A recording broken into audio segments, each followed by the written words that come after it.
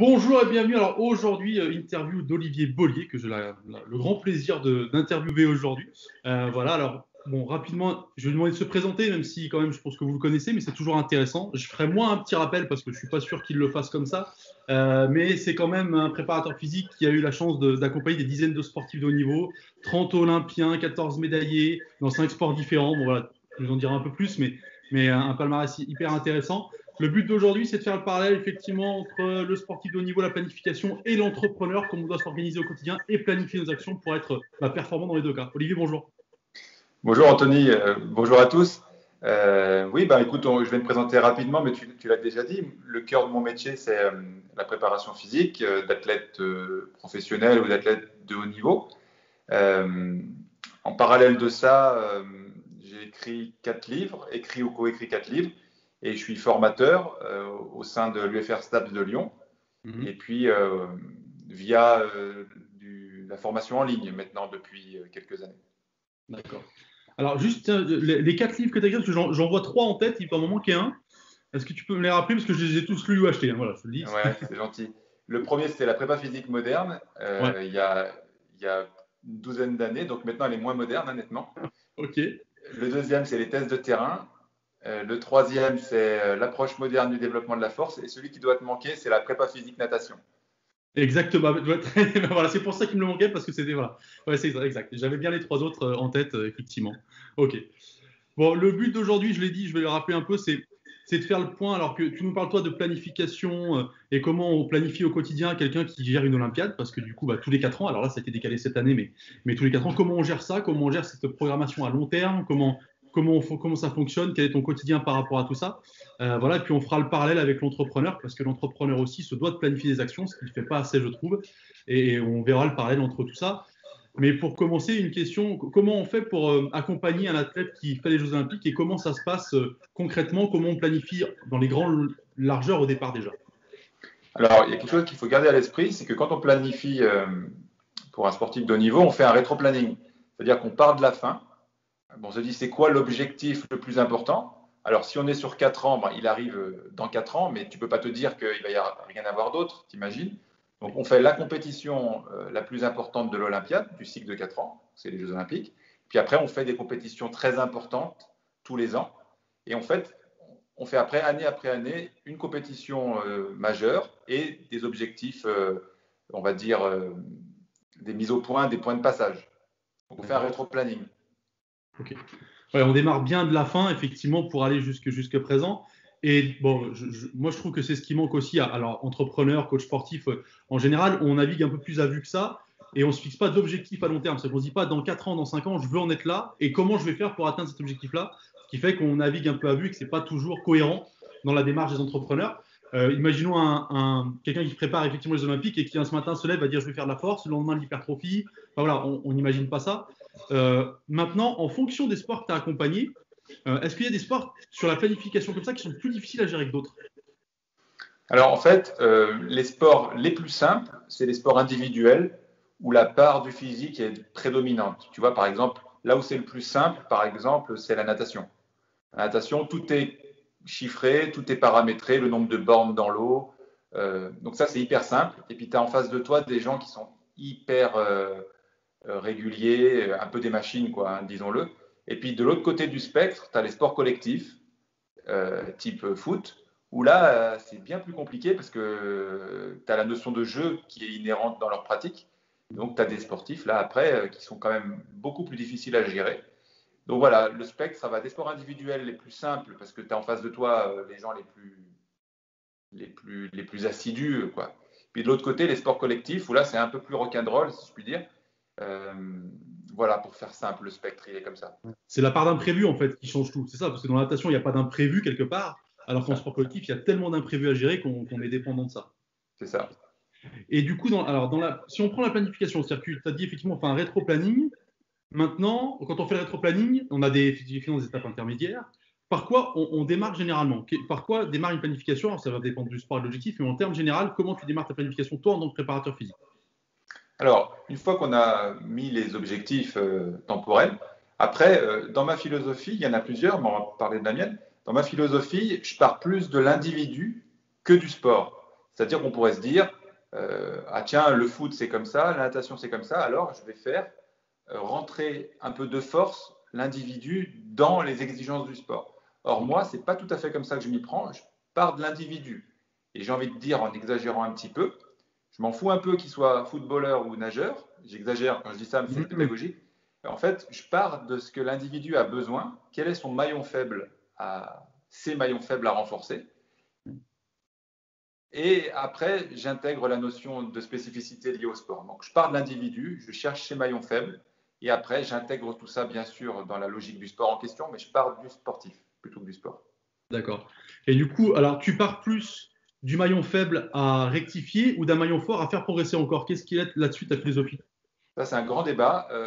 Moi, je suis dans la case de ceux qui pensent qu'une chaîne n'est jamais plus forte que le plus faible de ses maillons. Donc, moi, je m'échine à renforcer le maillon faible, les maillons faibles. Mais par contre, plus je me rapproche des compétitions, plus je bascule sur le maillon fort, principalement pour développer la confiance en soi, tu vois. Donc, pour schématiser, loin des compétitions, on est sur les maillons faibles, parce que de toute façon, les points forts sont là, donc c'est pas là-dessus qu'on va gagner. Et plus on se rapproche des compétitions, plus je suis sur le maillon fort pour être psychologiquement dominant. D'accord. Et du coup, là, si on parle de maillons faibles, soit tu me donnes deux ou trois exemples de sports différents, soit c'est une généralité quand même qui peut arriver. Quels sont les maillons faibles des athlètes de haut niveau? Parce qu'on imagine, alors, on a des coachs sportifs moins, mais des gens lambda, qu'il n'y a pas de maillons faibles, alors qu'il y en a toujours, effectivement. C'est quoi les maillons faibles généraux, j'allais dire? Par exemple, ça peut être dans la notion de prévention des blessures. Je vais te donner un exemple de l'épaule du nageur, par exemple. Tu vois, on a bien à l'esprit que le nageur, étant donné le nombre de cycles de bras qu'il fait dans l'eau, l'épaule, c'est extrêmement sollicité. D'accord. Donc, le maillon faible, ça peut être tout simplement la rééquilibration des groupes musculaires à l'intérieur de l'épaule. Si par exemple, il est très, très, très dominant sur les rotateurs internes de l'épaule, en crawl, c'est exactement ce qui se passe, alors le maillon faible va être les muscles qui sont sous-considérés, donc les rotateurs externes. Donc, une partie du travail va être renforcer le maillon faible, les rotateurs externes, pour rééquilibrer le sportif et le ramener à une notion d'équilibre, si tant est qu'on puisse le retrouver. D'accord. Mais d'équilibre, toujours dans le même but, effectivement, c'est limiter les blessures et accentuer la pratique. C'est ça, en fait, toujours pareil. Dans l'exemple que je donne, c'est ça. Mais en fait, à très haut niveau, il y a la première problématique, c'est pas se blesser, déjà. Rester en bonne santé d'une manière globale, c'est sûr que ça semble un peu une généralité, mais celui qui gagne, c'est aussi celui qui est blessé le moins souvent possible dans sa carrière, parce que quand tu n'es pas blessé, tu t'entraînes plus ou moins bien, mais tu t'entraînes. Quand tu es blessé, tu ne t'entraînes pas. Donc déjà, première règle, garder l'athlète en bonne santé, ça veut dire en bonne santé générale, et puis en bonne santé spécifique, articulaire, dans mon exemple. Alors, je rebondis sur ce que tu as dit. Surtout, je pense, quand tu gères des athlètes type Olympiade, parce que s'ils se baissent, tu vas chercher, je mets des grands guillemets, à rattraper un retard que tu ne rattraperas jamais, mais on va chercher du coup à bricoler après. Alors, s'il est jamais blessé, on va être dans une planification régulière qui est suivie avec plus de résultats. Oui, en fait, on manage le risque, parce que tu imagines bien qu'on n'a pas des boules de cristal, on manage le risque. Et en se disant la chose suivante, on est en France quand même, on n'a pas 1,2 milliard d'habitants comme en Chine, c'est-à-dire que nous, des athlètes à fort potentiel, on n'en a pas des milliers qui se bousculent à l'entrée des stades. Donc, si tu veux, le peu qu'on a, il faut en prendre soin. Hormis le problème déontologique, qui considérerait à s'en foutre.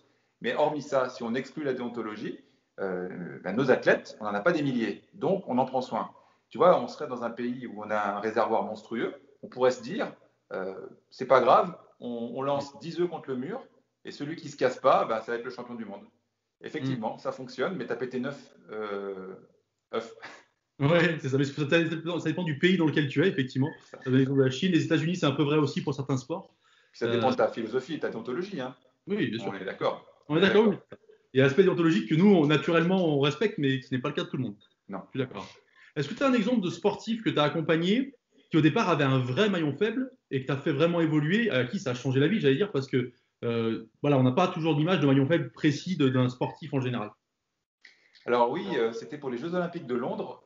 Justement, j'avais un nageur qui était en fin de carrière, tu vois, c'était sa dernière chance pour se sélectionner aux Jeux Olympiques.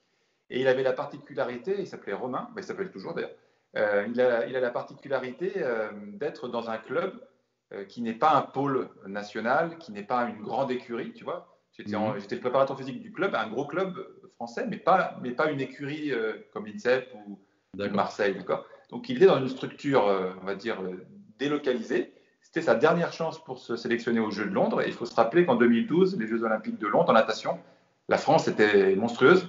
C'était l'époque où ça gagnait beaucoup de médailles et le niveau était très difficile. C'est-à-dire que se qualifier aux Jeux, c'était déjà une performance qui te laissait présager un résultat tout à fait honorable. Quoi, tu vois. D'accord. Et donc, on était dans ce cas de figure-là. Et cet athlète-là, il était donc en fin de carrière et il saturait, si tu veux, psychologiquement sur la natation, qui est un sport. Les gens ne peuvent pas s'imaginer à quel point c'est chiant. Faut le dire aussi simplement que ça. Hein. Et donc, on était dans une dynamique. Son entraîneur l'avait bien compris. Il dit on va jouer la carte de la préparation physique et pas de l'entraînement excessivement développé dans l'eau parce que psychologiquement, c'est pas gérable. Donc, on a tout misé, enfin, j'exagère, hein, mais on a misé beaucoup plus que ce qu'on pourrait faire sur l'entraînement, sur la musculation, pour essayer justement, et pour répondre à ta question, le maillon faible, c'était le maillon psychologique. Là, on n'y pense pas. C'était son incapacité à supporter en fin de carrière autant de bornes à nager tous les jours. Donc, on s'est dit, on bascule tout sur la musculation et on limite dans l'eau pour qu'il garde de l'enthousiasme et on joue cette carte. Donc, c'est passé et c'est très bien. Ça reste un souvenir très émouvant. Et voilà, pour donner un exemple, j'ai voulu prendre cet exemple parce que c'est psychologique, parce qu'on pense toujours à la machinerie humaine, mais tu vois, la machinerie mentale, elle est tout aussi présente, quoi. Et du coup, je rebondis sur ce que tu dis, tu vois, on sort un peu du cadre, mais c'est hyper intéressant. Comment tu gères l'aspect, l'accompagnement mental de tes coachés, de tes sportifs? Parce que, comme tu l'as dit, ça rentre vraiment en compte. Là, tu parlais, je pense, de la notion de plaisir et de changer, mais comment tu gères ça au quotidien? Parce que tu es aussi responsable d'eux là-dessus. Alors maintenant, il faut savoir quand même qu'à haut niveau, ça a bien évolué. La préparation mentale, c'est quelque chose, j'allais dire, qui est rentré dans les mœurs, peut-être pas, mais en tout cas qui a pris sa place. Et dans certains sports, qui a vraiment une place importante. Par exemple, tu vois, ça fait 2 Olympiades que je travaille pour la Fédération française de ski. Oui. Et ce sont des athlètes qui ont presque tous individuellement un préparateur mental. Pour l'équipe olympique, je parle. Parce que, en fait, c'est un sport où, si tu veux, en descente de ski, tu es à 130 km/h, tu vois. Donc, tu es sur tes jambes à la vitesse que tu es sur l'autoroute dans ta voiture. Non, mais comme ça parle, hein, tu vois. Oui, voilà. Donc, faut éviter de trop réfléchir à ce moment-là, si je suis à ton raisonnement. Pas sur les mauvaises choses, tu vois. Voilà, donc, c'est des gens qui ont intégré qu'à un moment donné, la gestion de l'émotion, c'est vital, au sens strict du terme, tu vois. Ouais. Moi, il y a eu une année, à la Fédération française de ski, il y a eu un mort à l'entraînement, en descente. Un mort, au sens propre du terme. Et la même année, j'ai eu une de mes athlètes qui est passée à quelques millimètres de la tétraplégie, quoi. C'est-à-dire que si tu veux, oui, parce que les chutes à 130 km/h, c'est pas en natation, quand tu n'es pas en forme, tu nage pas vite, quoi. Oui, c'est ça. Oui, oui, ce que les gens n'imaginent pas, c'est ça. À la limite, un genou, c'est déjà grave, mais c'est autre chose encore. Ouais. Donc, dans cette discipline-là, la prépa mentale, elle a une place prépondérante, et donc les athlètes l'ont bien intégrée. Ce n'est pas le cas dans tous les sports, mais j'ai trouvé quand même sur les 20 dernières années où j'évolue qu'on a fait un bond énorme dans la prépa mentale. C'est sorti de la notion de gourou, quoi. Il y en a toujours, mais j'ai envie de te dire, il y a des gourous dans le physique, dans tout ce que tu veux. Hein. Donc, on est sorti de cette notion-là, et maintenant, la prépa mentale, elle est importante. Moi, je ne la gère pas, et en fait, elle est déléguée à un professionnel. Je ne la gère pas en tant que telle. Et après, la prépa mentale, elle se fait au quotidien. Plus tu es fort, plus tu as confiance en toi. Mais des fois, ça ne suffit pas. Oui, et puis tu gères quand même le mental dans tes séances au quotidien des athlètes. Si un mec est moins motivé, etc., il y a plein de choses à gérer. Il ne réussit pas. Voilà, c'est un aspect mental que tu gères, mais tu ne gères pas la préparation mentale de l'athlète, on est bien d'accord. Non, je gère son enthousiasme au quotidien, la gestion de ses doutes, mais dans mon champ disciplinaire, quoi, tu vois, dans mon univers. Moi, je reste vraiment bien dans mes prérogatives. Voilà. D'accord. Alors, avant de te poser une question sur les quelques clés, je voulais rebondir sur ce que tu disais et faire le lien avec l'entrepreneuriat. Parce que effectivement, on est nous un peu, je pense, là-dessus, on est un peu en retard. Tu vois. Alors, toi, tu parles de préparation mentale, mais quand tu es entrepreneur, tes objectifs, tu les réussis, tu les réussis pas. Des fois, tu es en forme, des fois, tu n'es pas en forme. Tu te lèves, tu as envie, tu n'as pas envie. Tu réussis pas. Tu es coach sportif, tu ne trouves pas de clients, tu n'arrives pas, une méthodologie ne marche pas, etc. Et je pense qu'il y a encore un tabou chez nous qui est d'être accompagné quand tu es entrepreneur aussi pour réussir, tu vois. Alors, on va appeler ça de la prépa mentale, on peut appeler ça comme on veut, mais de la définition de l'objectif, de la motivation au quotidien, l'aspect mindset. Et ça, je pense que par contre, on est en retard, ou en tout cas, c'est un aspect caché, comme il y a 10 ans dans le sport, où on n'osait pas dire qu'on était suivi, quoi, tu vois. C'est un peu ça. Ouais.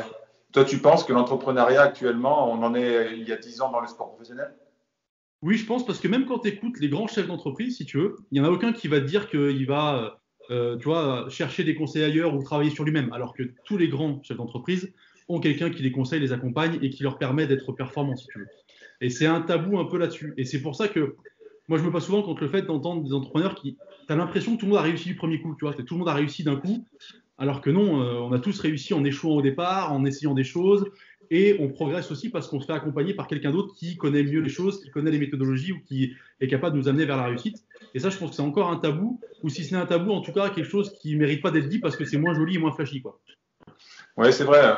Je pense que ceux qui en parlent, ils en parlent sous le terme développement personnel Tout à plutôt, fait, tout à ce fait. qui est à peu près la même chose déguisée sous un autre nom, hein. C'est ça. Mais effectivement, quand tu vois la charge de travail et encore surtout la pression qui est sur les épaules, que ce soit un entrepreneur du CAC 40 ou un coach sportif qui gère sa micro-entreprise, fondamentalement, la démarche est la même, hein. Tu dois trouver au quotidien les moyens de ta subsistance et de la subsistance de ton entreprise. Donc, à un moment donné, la pression, elle est à gérer au quotidien. C'est pour ça que quand je parle un petit peu à mes étudiants, j'essaye de leur faire comprendre qu'il est vraiment important d'être honnête avec soi-même et de se dire quel statut fiscal, j'allais dire, tu veux avoir. Si Oui. au fond de toi, tu n'es pas capable de gérer la pression d'être à ton compte, c'est pas une honte, déjà, première chose.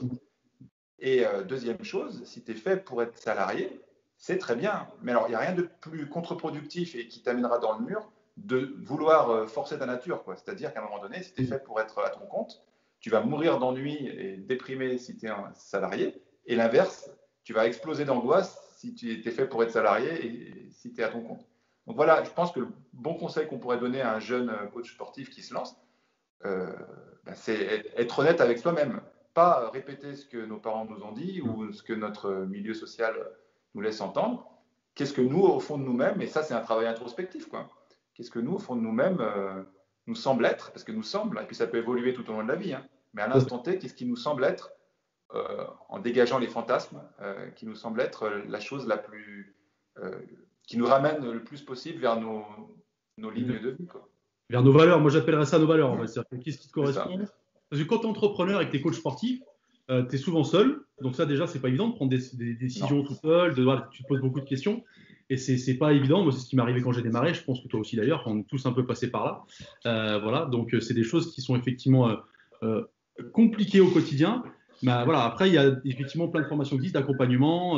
Voilà. Moi, c'est pour ça, entre autres, que j'avais ouvert aussi, que j'ai ouvert des franchises, parce que ça permet aux personnes d'être et libres et accompagnées en même temps. Tu vois, je trouve que c'est une formule qui est plutôt intéressante. C'est entre le salariat et l'indépendant, finalement. Donc, tu peux te retrouver entre les deux facilement. Et ça, c'est intéressant. Mais comme tu dis, il faut que ce soit un état d'esprit, que tu sois prêt. Et j'ai bien aimé ta phrase, il n'y a pas de honte à pas être à ton compte, quoi. Si c'est pas fait Ouais. pour ça, c'est pour ça. Et tu vois, je pense que pour y avoir réfléchi un peu, moi j'ai 44 ans, donc ça fait une vingtaine d'années que je gagne ma vie avec la prépa physique et j'ai toujours été à mon compte, si tu veux. Oui. Et à un moment donné, il faut être honnête avec soi-même. Tu vois, il y a trois grands axes, je pense, sur lesquels il faut être honnête. Qu'est-ce qui t'accomplit le plus? En numéro un, est-ce que c'est justement le sentiment d'accomplissement qui est le plus important pour toi, savoir faire des choses pour lesquelles tu as des compétences et en retirer un sentiment d'accomplissement? Ou est-ce que c'est, alors c'est pas l'un ou l'autre, mais où est-ce que c'est plutôt l'un ou plutôt la reconnaissance sociale? Parce que là encore, il faut être honnête.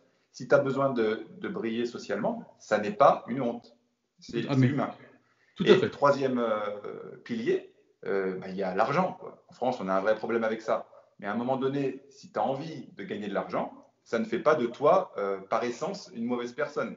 L'argent en soi n'existe pas. C'est ce que tu en Oui. fais et ce que ça crée chez toi. Donc une fois que tu es honnête avec toi-même, tu dis, ben, à l'instant T de ma carrière, le point numéro un, je vais prendre mon exemple, c'était le sentiment d'accomplissement en un, mais loin devant.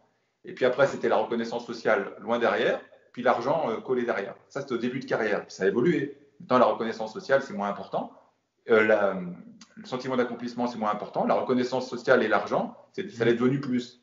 Mais voilà, je me sens pas plus malhonnête maintenant qu'avant, ou plus honnête, je ne sais pas. C'est vrai. Mais tout ça pour dire qu'il faut regarder très honnêtement au fin fond de soi-même et se dire, voilà. Et le pire, c'est de se raconter des histoires. Je ne sais pas ce que tu en penses, toi.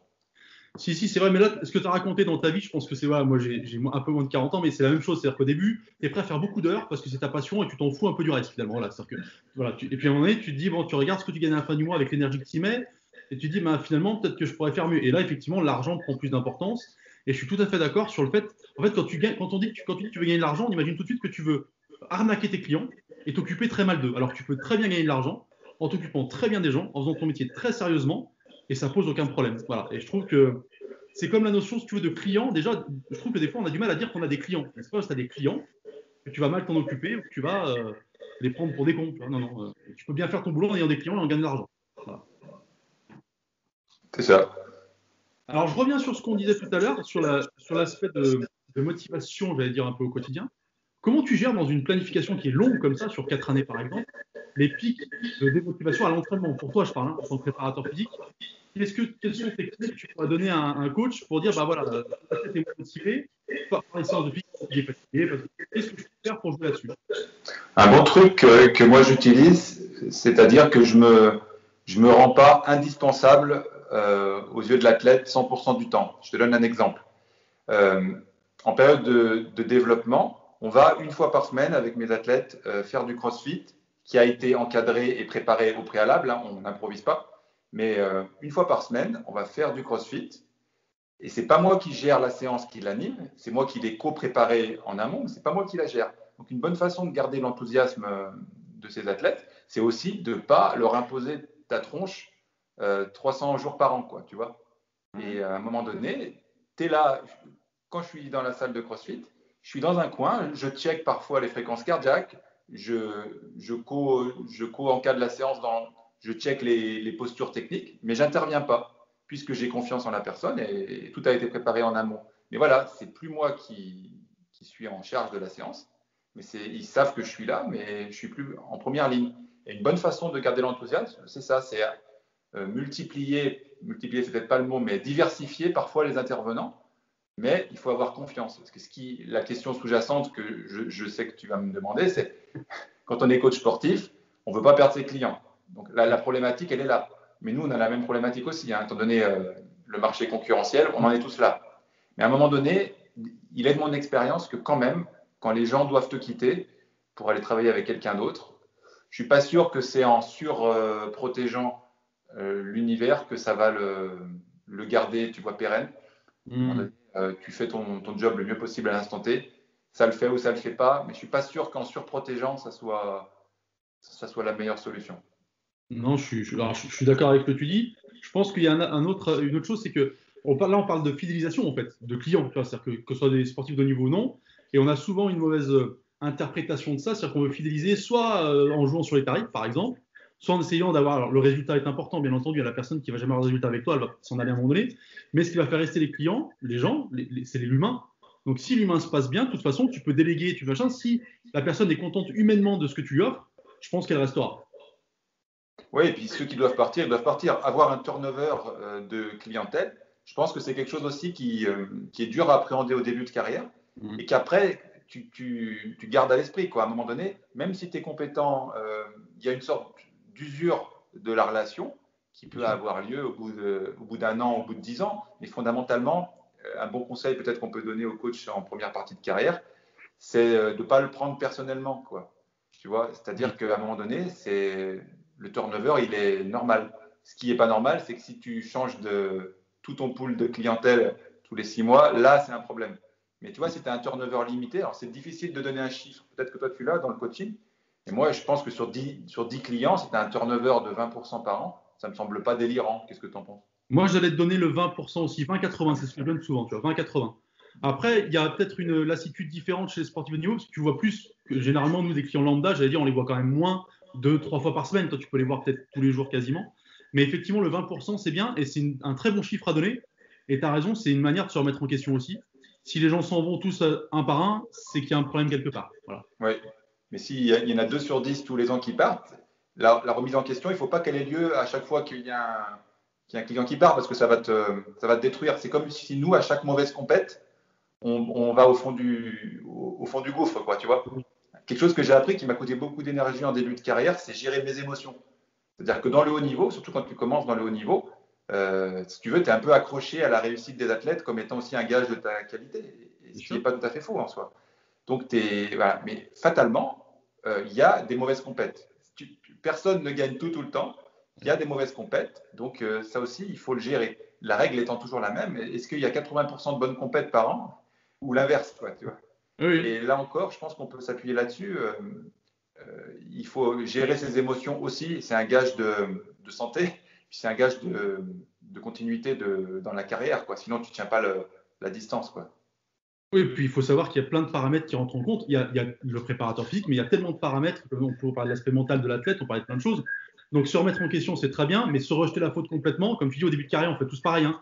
On se dit, ah, bah, c'est de ma faute, etc. Puis tu perds une énergie folle là-dedans, et tu comprends après que tu es une partie de l'équation, qu'il faut se remettre en question, mais que c'était seulement une partie et que toutes les autres parties de l'équation peuvent jouer aussi. C'est ça. Moi, j'ai coutume de penser que en cas de réussite, j'y suis un tout petit peu pour quelque chose, et en cas d'échec, j'y suis un petit peu pour quelque chose, mais j'essaye, tu vois, de proportionnaliser un petit peu ça, quoi.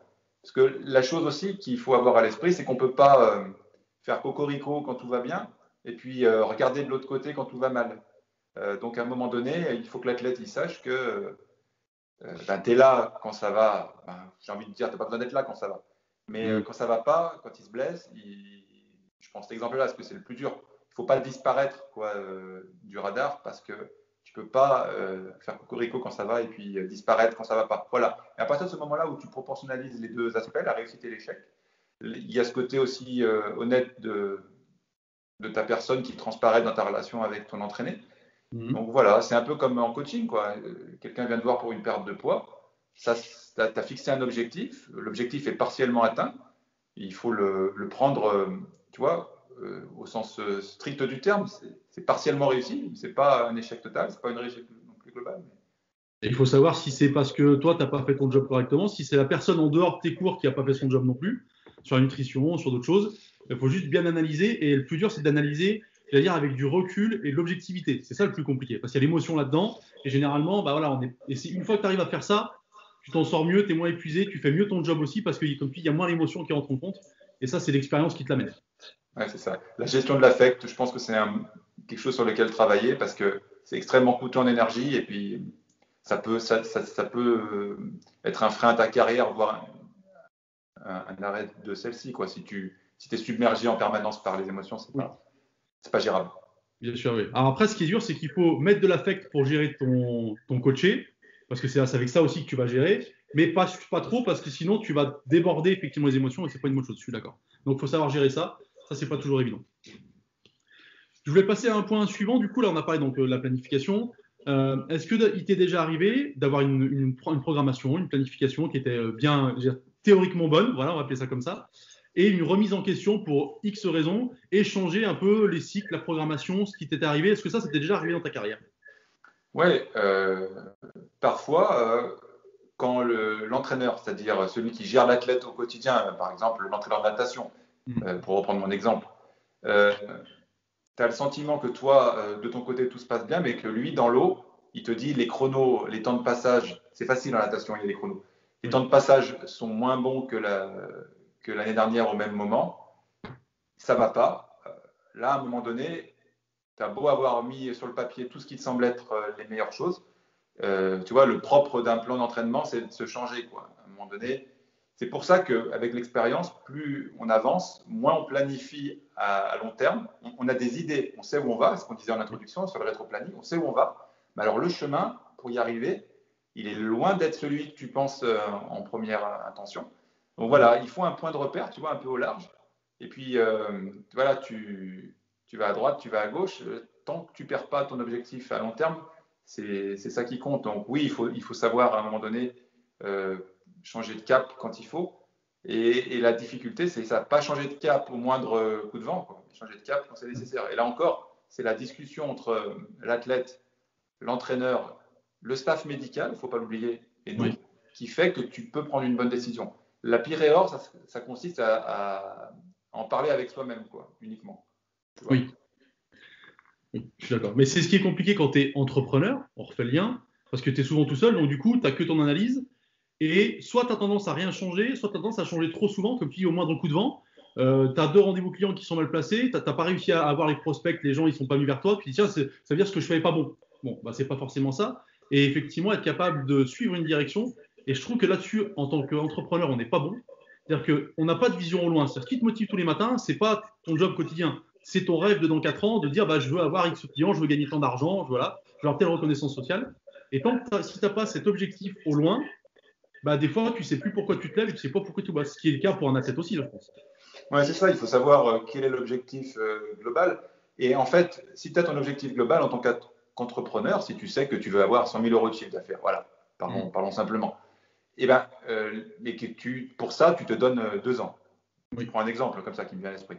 Ben, tu vas normalement, step by step, tu vois, enclencher les actions qui te ramènent sur cet objectif. Mais si finalement, tu ne sais pas trop si le plus important, c'est d'avoir 100 000 euros dans 2 ans ou d'avoir 10 employés ou, ou de faire un truc qui t'éclate, finalement, si tu ne sais pas vraiment l'objectif réel, on en revient à ce qu'on disait, si tu n'as pas vraiment cerné quelle est ta valeur, quelles sont tes valeurs, je veux dire, ce n'est pas l'une ou l'autre, hein, c'est un classement, 1, 2, 3, Oui. dans mon exemple. Et ben, voilà, tu mets en place finalement des actions pas aléatoires, mais au quotidien. Et évidemment qu'il faut gérer le quotidien. Mais ça te fait perdre de vue finalement ce qu'il faut mettre en place. Parce que si ton objectif c'est l'argent ou si c'est autre chose, c'est pas quand même la même démarche, qu'on le veuille ou non. Ouais. Et tu vas mettre des actions au coup par coup, donc du coup qui vont aller une fois dans un sens, une fois dans l'autre, et pas dans la direction générale. Mais ça, effectivement, je trouve que ça manque beaucoup chez les entrepreneurs. On peut parler de coach sportif ou d'autres métiers, hein, mais voilà, on vit un peu au quotidien et on est dépendant de ça. Et c'est ce qui fait qu'il y a des hausses et des baisses de motivation générale. C'est parce qu'on n'a pas au bout quelque chose qui nous fait, j'allais dire, rêver, lever tous les matins. Je pense qu'un athlète, le fait d'avoir une médaille olympique ou un résultat olympique, c'est quelque chose qui le fait rêver tous les matins. Voilà, c'est ça l'objectif. Et quand tu as ça en point de mire, ça te permet de garder le cap. Après, un point qui est, à mon avis, identique entre un athlète professionnel et un entrepreneur, je trouve que dans l'ensemble, chez les gens qui ont une ambition importante, tu vois, et un sportif, c'est le cas, un entrepreneur aussi, je trouve que dans l'ensemble, on travaille trop. Tu vois, on s'entraîne trop et on en oublie que finalement, la créativité ou ta capacité à te détendre ou je ne sais quoi, elle dépend quand même des moments que tu prends pour faire autre chose que bosser. Donc tu vois, on confond la valeur travail, je trouve, parfois avec la valeur réussite. Parce que finalement, celui qui a gagné, ce n'est pas celui qui a transpiré le plus à l'entraînement, c'est celui qui a mis en place les meilleures actions au quotidien, les plus intelligentes, on va dire. Et pour la vie au quotidien d'un entrepreneur, c'est la même chose. Celui qui a la meilleure réussite professionnelle, ce n'est pas celui qui arrive le matin à 5 heures et puis qui repart le soir à minuit, quoi. Si au milieu, il est perdu, il est crevé ou il manque d'enthousiasme, eh bien, il va rater des clients, il va rater un contrat parce qu'il est crevé, quoi. À un moment donné aussi, c'est ça. Je pense que globalement, on travaille trop. Oui, trop, au sens volume du terme. Alors moi, je parlais d'efficacité effectivement quotidienne, hein, c'est ça, tu as raison. Et oui, on travaille trop, mais bien sûr. Mais parce qu'on a tous cette idée, cette maxime en tête qui est le travail paye. Oui, mais le bon travail paye, c'est-à-dire le travail efficace, bien fait, organisé, etc. C'est pas le nombre d'heures qui paye. Moi, je prends souvent un exemple, tu vois, on parle du salaire d'un coach sportif. Je me demande souvent combien gagne un coach sportif. Mais c'est pas une bonne question parce que si je te réponds, c'est un exemple, je gagne 3 000 euros par mois. Si je gagne 70 heures par semaine ou 35 heures par semaine, c'est pas la même chose, c'est pas le même salaire finalement au bout du compte, tu vois. Et tu as raison, je pense qu'on est trop détaché de ça et nous, on travaille beaucoup et tant pis ce qu'on gagne, quoi. Non, là, ce qui est important, c'est que tu regardes bien ton énergie, ce qu'elle te rapporte au quotidien et est-ce que tu peux faire mieux. Après, si tu es capable de bosser 70 heures et de gagner peut-être 6 ou 10 000 euros, bah, c'est très bien. Mais peut-être qu'aussi, comme tu le dis, si tu travaillais moins, tu gagnerais plus parce que tu serais plus efficace, plus organisé et tu n'aurais pas besoin de t'épuiser. C'est pour ça que beaucoup de coachs d'ailleurs s'arrêtent à un moment donné, s'épuisent parce qu'ils n'en peuvent plus aussi d'avoir beaucoup d'heures pour gagner finalement voilà, avec un salaire qui n'est pas très élevé non plus au départ. Puis dans le fitness, hein, pour prendre cet exemple-là, les coachs qui font des cours collectifs, je veux dire, leur espérance de vie physique est de l'ordre de quelques années, je crois. C'est-à-dire qu'à un moment donné, tu t'uses au sens propre du terme, parce que toute l'énergie que tu mets à animer tes cours courts pour que ce soit des cours rapides, tu te défonces bien plus que n'importe quel athlète professionnel, parce que c'est pas dosé, c'est pas réfléchi, et tu dois y mettre ton cœur et tes tripes à chaque fois. Je veux dire, ça, c'est des calculs de carrière qui sont hyper engagés, quoi, voire un peu suicidaires, je trouve. Mais c'est des choses que tu fais effectivement pas très longtemps. Tu peux pas faire ça à un certain âge. Tu fais ça les premières années, et puis après, de toute façon, physiquement, tu peux plus, tu es fatigué, tu es plus pertinent dans ce que tu fais. Et je suis d'accord avec toi. D'ailleurs, c'est ce qui est problématique. Et j'en profite parce qu'on avait On avait dit qu'on aborderait le thème de la planification, puis qu'on verrait après en fonction du temps si on abordait d'autres sujets. J'en profite pour faire le pont avec la récupération, alors des sportifs et des entrepreneurs. Je voudrais qu'on parle d'un sujet précis, c'est la sieste et les micro-siestes. Tu vois, je voudrais que tu me parles un petit peu de ta vision de ça pour les athlètes, et puis on en parlera pour les entrepreneurs aussi, parce que c'est ça. Alors, dans le sport professionnel où tu t'entraînes beaucoup, si tu veux, quand tu t'entraînes 2 fois par jour, il n'y a pas beaucoup d'athlètes qui rechignent à faire une sieste pour la bonne et simple raison que automatiquement tes performances sont augmentées si tu dors entre les 2 entraînements. Tu mets pas longtemps pour le comprendre. Et puis sur un pool de 10 athlètes, par exemple quand on est en stage, s'il y en a un qui fait pas la sieste et que tout le monde dort, à niveau égal, ça va pas mettre longtemps à se démarquer, hein, ceux qui dorment, ceux qui dorment pas. Donc si tu veux, nous la sieste, c'est quasiment quelque chose d'automatique parce que le résultat est instantané. Et peut-être qu'on a moins à l'esprit ça chez les entrepreneurs. Ils se disent, bah tiens, je vais pas dormir, je vais boire 3 cafés à la place. À court terme, c'est valable, mais à moyen terme, ça l'est pas. Donc, ouais. Et là, pour le coup, je trouve qu'il y a assez d'exemples dans l'entrepreneuriat de gens qui sont capables de dormir quelques minutes plein de fois par jour dans la voiture, dans le taxi ou je ne sais quoi. Et ça, ouais, je trouve que la micro-sieste, c'est un peu l'arme fatale qui coûte pas cher et qui est d'une puissance redoutable pour récupérer ses Mentalement, capacités mentales. c'est tes capacités de concentration. Là, on parlait du sportif de haut niveau qui, lui, va récupérer physiquement, mais un entrepreneur va récupérer mentalement aussi pour réfléchir à ses prochains projets, à peut-être l'intervention qu'il va faire, je ne sais pas, à se former, etc. Et c'est sur la concentration que ça va jouer. Le moment où vous êtes fatigué, vous n'arrivez plus à tenir devant votre ordinateur, vous êtes en train de faire un projet, dire voilà, pour l'année prochaine, je vais ouvrir des cours collectifs, comment je vais faire?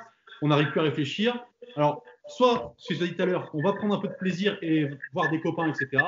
Soit on fait une micro-sieste, mais après, on va revenir avec une énergie qui va être différente. Et ça, on l'oublie souvent. Ouais, donc c'est vraiment l'arme fatale, ça. Et puis c'est pas dur à faire en plus. Tu vois, s'assoupir dans un coin, normalement. Alors ça se travaille. Mais maintenant, il y a quand même des applis. En plus, tu peux te couper du bruit environnant avec des bons casques. Ça se travaille, mais c'est pas dingue à obtenir. Tu vois, c'est pas le truc. Faut pas être un moine bouddhiste ceinture noire pour y arriver, quoi. Tu vois. Ouais, je suis d'accord, non, mais c'est vrai. Mais tu as raison que c'est une question d'entraînement. Alors, c'est aussi une question de tempérament. C'est-à-dire qu'il y a des gens qui vont y arriver facilement. Moi, je sais que depuis que je suis jeune, je le fais très naturellement et c'est un truc, voilà. Mais je connais des coachs qui sont incapables de le faire parce que c'est moins dans leur tempérament. Donc là, ça s'apprend facilement, mais ça s'apprend effectivement, c'est différent. Voilà, c'est effectivement différent dans l'approche que tu as. Et chez les sportifs, du coup, quels autres moyens de récupération tu utilises du coup? Alors toi, là je parle pas forcément des kinés ou autre chose, mais toi, sur quoi tu joues en termes de récupération du coup? Bah, l'autre chose qu'on peut utiliser facilement dans le sport, même quand c'est pas du sport professionnel, et là aussi ça peut s'utiliser dans la vie de tous les jours, c'est les bains froids globalement.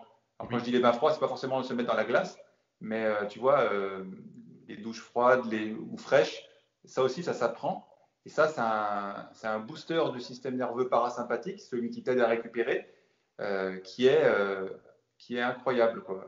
Et alors c'est devenu un peu la mode avec Wim Hof. Tu sais, Iceman, celui Oui.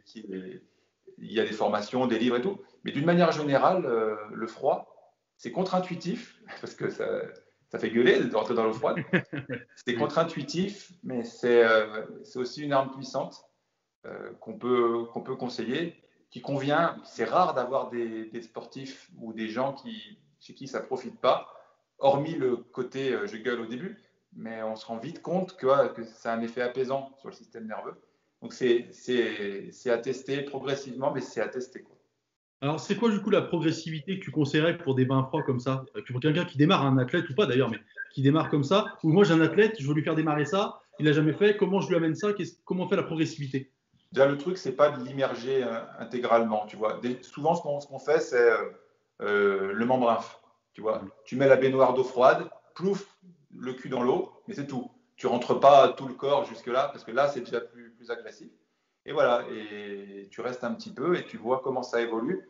Et déjà, tu te rends compte des bienfaits progressivement. Tu vois, quand tu implémentes une méthode, faut jamais l'implémenter en force, tu vois. Il faut toujours l'implémenter étape par étape. C'est pareil, tu vois, l'organisme, il peut subir des grandes choses à l'entraînement, mais faut-il encore qu'il y soit préparé? Donc voilà, au début, tu mets le membrane, comme ça, tu n'as pas tous les organes, tu vois, le côté je Oui. fais passer. Et déjà, tu obtiens des gains. Tu vois, voilà comment on peut le conseiller au début. Ok, d'accord. Très bien. En termes de récupération, c'est effectivement quelque chose d'intéressant. Mm. Écoute, on a fait le tour de 2 points qu'on voulait aborder. Est-ce qu'il y a d'autres choses que tu voulais dire? Moi, je terminerai sur un truc, mais d'autres choses dont tu voulais qu'on parle, ou sur la récupération, sur la planification, qu'on n'aurait pas abordé, même si le thème est hyper large, hein, mais des choses importantes que tu voulais dire là-dessus. Ce qu'on pourrait dire qui sert les deux entités, le sportif et l'entrepreneur, c'est aussi l'importance de la contre-performance, enfin l'importance de la mauvaise performance, quoi. C'est indiscutable, on en a un peu parlé, mais on va le redire. Il n'y a aucun champion olympique qui te dira tout s'est passé d'une manière linéaire. À mon avis, et d'expérience, j'ai entraîné quelques médaillés olympiques maintenant, et ils ont tous en commun leur capacité à s'être relevés en situation difficile. Alors Ouais. certes, ils ont un potentiel de départ qui n'est pas celui du commun des mortels, c'est pas le débat. Mais en fait, tu vois, les 10 meilleurs du monde, les 10 meilleurs à l'heure actuelle, en 2021, les 10 meilleurs sont déjà des mutants. Et la différence, tu vois, entre ces 10 meilleurs, ou ces 5 meilleurs, c'est un exemple 10, hein, Oui. c'est ta capacité à supporter et à rebondir sur les échecs, la blessure, et voilà. Donc, ce qu'on peut dire, c'est ça, c'est voir l'échec. Alors, ça fait un peu lieu commun de développement personnel à la con, mais l'échec te sert quand même à construire la réussite, pas à court terme, parce que fatalement, après un échec à court terme, ça ne va pas, mais ta capacité sur le moyen terme et sur le long terme, ta gestion de l'échec et l'utilité que tu en retrouves, c'est-à-dire effectivement se planter une fois et en retirer des leçons, c'est tout aussi important quoi, que la réussite, peut-être même plus, hein, évidemment. C'est la remise en question, en fait, qui suit l'échec qui est important. Moi, je donne souvent deux, trois indications là-dessus. La première, c'est que tu as le droit de te tromper, mais tu n'as pas le droit de faire 2 fois la même erreur. Je trouve que ça, c'est un truc, tu vois, qui peut être un repère aussi. Et surtout, alors là, c'est moins valable pour les sportifs, mais quand tu es entrepreneur, c'est le conseil que je donne parce que c'est ce que je fais et que je donne à beaucoup d'entrepreneurs. Quand tu subis un échec, tu as tendance à vouloir te remettre tout de suite, tu vois, à trouver les solutions et tout. Je pense qu'il faut prendre un moment de recul important. Un, tu fais ce que tu aimes. Je sais pas, tu vas regarder une série, tu vas voir tes potes, tu fais ce que tu veux. Et tu trouves un moyen de te vider la tête. Moi, c'est d'aller faire du sport, hein, parce qu'on est sportif, tu vois. Mais je pense que quand tu subis un échec, il faut prendre un peu de recul. Voilà, en faisant ce que tu aimes, en allant te défouler. Et du coup, derrière, quand tu reviens, généralement, tu as digéré un peu plus l'échec et tu commences à entrevoir les raisons de l'échec et le début de la motivation pour repartir. Ouais, on en revient un petit peu à notre point de tout à l'heure. À un moment donné, la gestion de l'émotion, elle est cruciale. Et justement, en situation d'échec, l'émotion, il prend le dessus sur le cognitif, quoi. Donc, il faut laisser le temps que le soufflet redescende, quoi. Et à ce moment-là, tu peux analyser. Mais la pire erreur, c'est ça, ça serait de te remettre bille en tête sur quelque chose. Bon, t'as pris un coup hein, en boxe, c'est ça, tu as pris un coup, Oui, tu accuses le coup au sens strict du terme, tu récupères ce coup et tu repars, parce que si tu repars directement, tu en reprends un dans la tronche et t'es KO. Donc tu vois, là encore, voilà, peut-être que la gestion de l'émotion, pour tout le monde, c'est peut-être le meilleur conseil qu'on peut donner. Et gérer l'émotion, ça ne veut pas dire que tu es une machine, hein, ça veut juste dire que tu sais très bien que l'émotion, c'est un puissant moteur, mais dans les deux sens, quoi. bah, tu es conscient que c'est pas parce que tu as échoué quelque part que tu es nul, en fait. Il faut faire la différence entre les deux. J'ai échoué, j'ai fait des erreurs, mais c'est pas parce que je me suis trompé que je suis devenu nul du jour au lendemain, comme je suis super bon. Tu disais tout à l'heure, faut pas être non plus dans les montagnes russes, mais quand je réussis un truc, c'est pas que je suis le meilleur du monde, mais quand je rate quelque chose, je suis pas la dernière merde, entre guillemets, du monde. C'est ça. C'est important de tempérer ça aussi, pour soi. Et tu vois, quand on compare pour le coup la mentalité anglo-saxonne et la nôtre, quelqu'un qui plante une boîte en France, tout le monde se fout de sa gueule. C'est quand même terrible, hein. Oui, Enfin, tout le monde. Non, ceux qui n'en ont pas monté ouais, c'est ça. se foutent de sa gueule. Donc, tu vois, l'échec, il est vraiment péjoré, quoi. Il est vraiment vécu d'une vilaine façon en France. Et tandis qu'aux États-Unis, bon, ben, tu as planté ta boîte, tu en crées une deuxième. Au contraire, c'est plutôt valorisé. Après, si tu passes ta vie à planter des boîtes, ça veut dire quelque chose aussi. Oui, Mais tu vois, on n'en est pas là. La plupart du temps, si tu as un retour sur toi-même juste, tu es à terme dans la réussite. Voilà. Donc, c'est ça, la gestion de l'échec. Et je trouve vraiment, vraiment mal prise chez nous en France. C'est la honte, quoi. Putain, c'est ouais, vraiment alors que dans les triste. pays anglo-saxons, tu as raison, c'est-à-dire que quelqu'un, plus il a échoué, plus on estime qu'il est proche de la réussite, en fait. Voilà, Oui, c'est ça. c'est ça. Voilà. C'est ça. Ce qui peut faire sourire au vu du point de vue français, comme tu dis. Ouais. Mais comme tu as dit aussi, ceux qui n'ont jamais entrepris pensent comme ça, ceux qui ont déjà entrepris quelque chose, bon, ont déjà cet Ouais, œil-là. ouais, c'est ceux qui n'ont pas entrepris qui se moquent de toi. Mais d'une manière générale, c'est vrai que j'ai le sentiment que chez nous, les deux extrêmes sont valables. C'est-à-dire que le niveau de réussite est exceptionnel, t'es montré du doigt, et puis le niveau d'échec, tu es montré du doigt aussi. En fait, j'ai le sentiment qu'il faut être dans le ventre mou, tu vois. Ni trop un loser aux yeux des gens, ni trop un winner. Là, bon, tu es dans une zone grise qui finalement convient au ventre mou global, ce qui est assez décourageant, je trouve, mais qui, au final, il y a d'autres avantages à avoir la mentalité française. Hein. Il y a d'autres choses aussi qui sont sympathiques. Oui, mais ce côté-là, si on pouvait un peu s'inspirer de nos cousins anglo-saxons, je pense qu'on aurait vraiment à y gagner. Et on revient, alors là, tu vois, on revient à un parallèle aussi, c'est la notion d'ambition, de prétention et d'ambition. C'est-à-dire que quelqu'un d'ambitieux qui affiche ses ambitions, je veux devenir médaille olympique ou je veux faire 100 000 euros de chiffre d'affaires dans 2 ans, il va être mal perçu parce qu'on va dire, tiens, lui, ça raconte. Alors que non, je suis ambitieux, j'ai pas dit que j'étais le meilleur du monde, je dis, voilà, mes objectifs, c'est ça. Et c'est important, je pense, d'être ambitieux, de savoir ce qu'on veut, de l'assumer, sans pour autant dire qu'on est meilleur du monde. Et pour un sportif, je pense que c'est valable. Et en France, c'est pas toujours bien perçu non plus. Et ça a évolué quand même, hein. Ça évolue quand même, mais globalement, ça reste quelque chose de. La fausse modestie, c'est quelque chose d'assez présent. Ouais. Oui, c'est ça. Tu as raison, je pense que ça évolue, c'est l'effet un peu anglo-saxon aussi, mais voilà, c'est dommageable parce que du coup, on s'interdit quelque chose, alors qu'il ne faut pas s'interdire de rêver et d'avoir des rêves. Hein. Je pense que c'est hyper important pour un entrepreneur comme pour un sportif. Surtout en ce moment où la période est toute sauf rose, si tu n'as pas d'objectif, si tu n'as pas de point de vue, de point de repère, et quelque chose qui te sort de l'amorosité ambiante, dur. C'est compliqué. On a fait le tour des points qu'on avait définis, du coup. Voilà, on a fini sur cette belle partie et beau parallèle.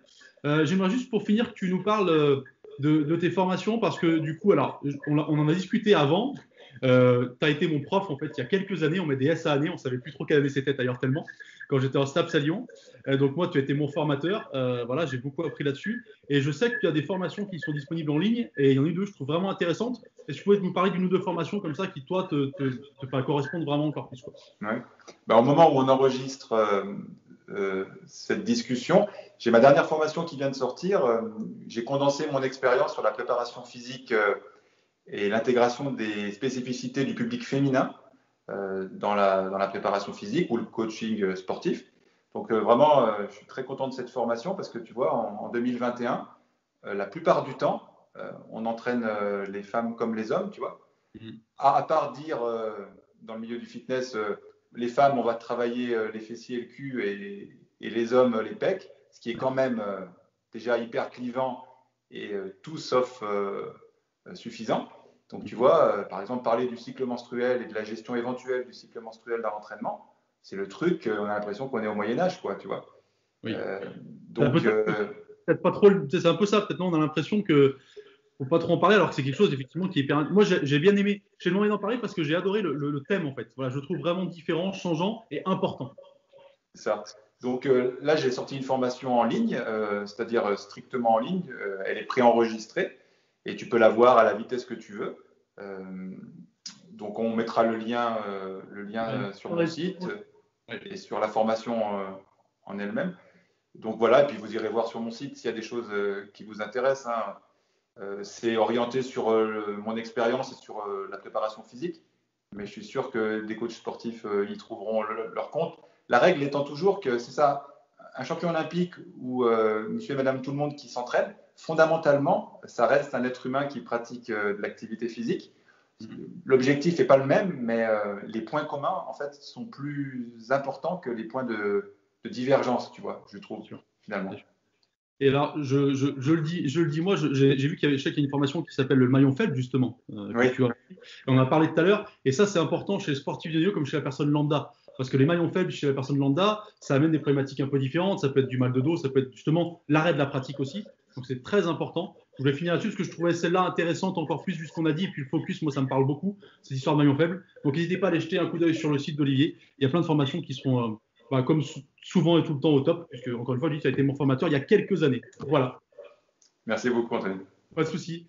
Merci à toi en tout cas. C'était un vrai plaisir d'échanger sur ce thème parallèle entre le sportif de haut niveau et l'entrepreneur. Et on se dit à bientôt. À très bientôt. Merci. Au revoir.